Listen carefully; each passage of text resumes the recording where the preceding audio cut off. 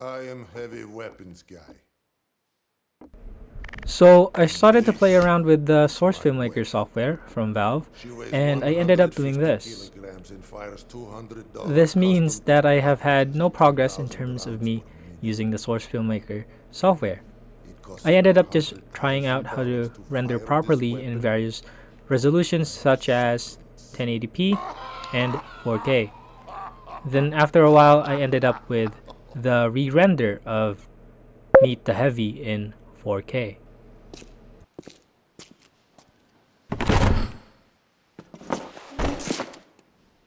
I am heavy weapons guy. And this is my weapon. She weighs 150 kilograms and fires $200 custom tool cartridges at 10,000 rounds per minute.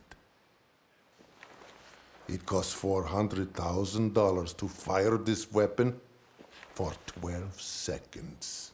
Oh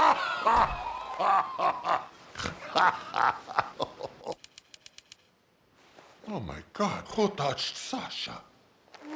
All right. Who touched my gun? Then, after checking out Source Filmmaker, I then moved on to check out Valve's Hammer editor for Half-Life SDK. Configuring the editor was confusing, so I opted to use the Jack level editor from Crystallized Software, which is automatically configured for Half-Life and is also now available in Steam for purchase, and it's still downloadable in their website. This map project took me roughly a week, and also starting all over again twice because I couldn't figure out how to deal with compiling errors or map problems with just the press of a button, or two buttons actually, which was Alt and P. The process was to first add the walls, ceiling, window, and where doors should be in my room. I took pictures of the carpet, ceiling, walls, wood, metal, and various objects around the room for the textures.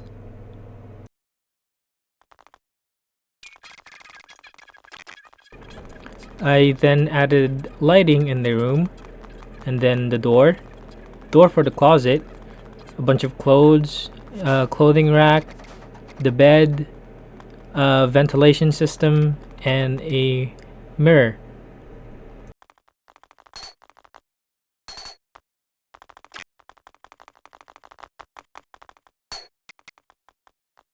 I wouldn't have been able to actually create this map without the help of other YouTubers that have created content for the Valve Hammer and Jackhammer software for me to learn and pretty much consume. And then I started working on the functions for the lighting, which required multi triggers and a bunch of buttons and functions for doors to make a bunch of the objects around the map more interactive. What you are seeing now is the actual final version of the Half-Life Deathmatch map, which I called Alex's Room, which is my room. It has lighting effects, which changes the light to blue, turns off the light, turns on the light, turns the light to yellow. The switch also works, but it is a three-way switch other than the regular two-way switch that it actually has in real life. The PS2 CD can be opened when you shoot the open CD button.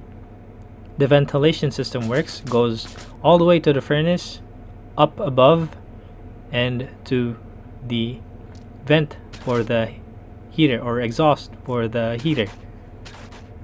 A bunch of doors can be opened, such as the cabinet, and the bed is bouncy. The TV is destructible, the monitor is destructible, the vape and the phone is also destructible. I lastly ported the map into Counter-Strike 1.6 or Condition 0. I added floorboards and ladders for traversing through the map. The game mode is hostage rescue, but the objective of the CT is to eliminate the T side, technically turning it into Team Deathmatch. Feel free to download and try the map, which is uploaded to Game Banana. I also had an 8-hour live stream that shows my process in making this map. Hyperlink will be in the description of this video, and thank you for watching.